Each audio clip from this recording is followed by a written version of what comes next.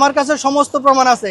আমাদের যে আমরা পে অর্ডারগুলো দিয়েছি সেই পে অর্ডারের কপিও আছে, এবং ওনারা বলেছে আপনারা 2 কিস্তি দেন নাই। আমরা বলেছি আমরা 2 কিস্তির টাকা দিতে গেছি, টাকা গ্রহণ না করে ওনারা আমাদের প্রায় 200 থেকে 250 প্লট ক্যান্সেল করে দিয়েছে। ইস্টার্ন হাউজিং লিমিটেড যেভাবে অন্যায়ভাবে আমাদের সাথে এই কাজগুলো করছে, সেই প্রতিকারের লক্ষ্যে আমরা তার দৃষ্টি আকর্ষণ করছি। নভেম্বর ডিসেম্বর মাসের দিকে তারা আমাদের প্লটগুলা নোটিশ ব্যতীত আমাদের প্লটগুলো ক্যান্সেল করেছে, আমাদের অ্যালটমেন্ট ক্যান্সেল করেছে। আমরা সেই প্রতিবাদ জানানোর জন্যই আজকে আমরা মূলত এখানে দাঁড়িয়েছি। আমরা চাচ্ছি ম্যানেজমেন্টের দৃষ্টি আকর্ষণ করতে। আমরা বিগত দিনে তাদের সাথে কয়েক দফায় আমরা বসেছি, আমরা লিখিত নোটিশ দিয়েছি, কিন্তু তারা কোনোভাবেই কর্ণপাত করছে না, যার দরুন আজকে আমরা রাস্তায় দাঁড়িয়েছি। আমরা খুব সাধারণ মানুষ, আমরা চাই এর প্রতিকার। আমরা চেয়ারম্যান মহোদয়ের দৃষ্টি আকর্ষণ করছি, তার ম্যানেজমেন্ট আসলে যেই কাজগুলো করছে আমাদের সাথে অন্যায়ভাবে, সেই ব্যাপারে সে কতটুকু অবগত আছে আমরা আসলে ঠিক জানি না। আমরা চেয়ারম্যান মহোদয়ের দৃষ্টি আকর্ষণ করি, আমাদের এই যে আমরা যে সমস্যায় আমরা আছি আজকে, সেই সমস্যা থেকে অতি দ্রুত যেন উনি সমাধানের ব্যবস্থা করেন। আসার পরে বলে যে আমাদের তো ম্যানেজমেন্ট এখনো ঠিক করতে পারছি না, আমরা আরও অনেক দিন টাইম লাগবে।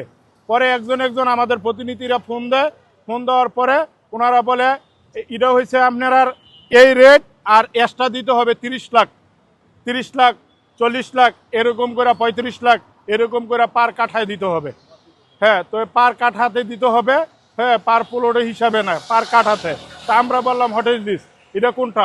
তো পরে বলতেছে যে এটা অতিরিক্ত দিতে হবে। এই ম্যানেজমেন্ট মানে আমাদের টাইম, কিছু প্লট আছে টাইম বিনিময়, টাইম শেষ হয়ে গেছে, আবার টাইম শেষ হয়ে গেছে, ওনাদের অ্যালটমেন্ট আছে। যদি রেজিস্ট্রেশন না দিতে পারে 10-এর আইনে, মানে 2010-এর রিহাবের আইনে, হ্যাঁ, রাজুকের আইনে আছে যে যদি কোনো প্লট রেজিস্ট্রেশন না দিতে পারে তাহলে ওই প্লটের পেমেন্ট, হ্যাঁ, পুরো ক্লিয়ার করা যাবে না।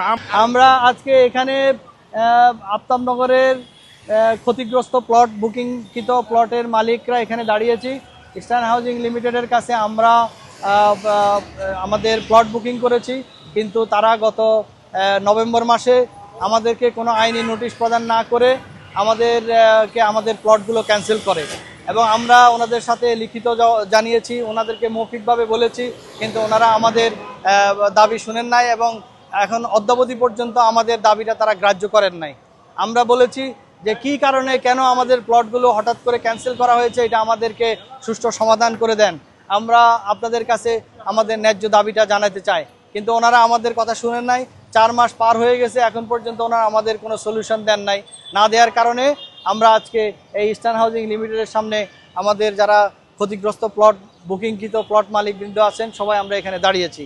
আমরা যখন প্লটটা বুকিং নেই তখন আমাদেরকে ওনারা 2 বছরের কিস্তিতে প্লট বুকিং দিয়েছে, এবং আমরা তাদেরকে বুকিংয়ের সময় একটা নগদ অর্থ এবং একটা পে অর্ডারের মাধ্যমে অর্থ প্রদান করি, কিন্তু সেই বুকিংয়ের কিন্তু প্লটগুলোই তারা নোটিশ ব্যতি রেখে ক্যান্সেল করে দিয়েছে। আমি একজন আফতাবনগরবাসী, আমরা কয়েকজনে মিলে আফতাবনগরে একটি প্লট বুকিং করি এবং সেই প্লটটি ক্যান্সেল হয়েছে। আমার নাম মোহাম্মদ আব্দুল আজিজ, আমি আফতাবনগরে বসবাস করি।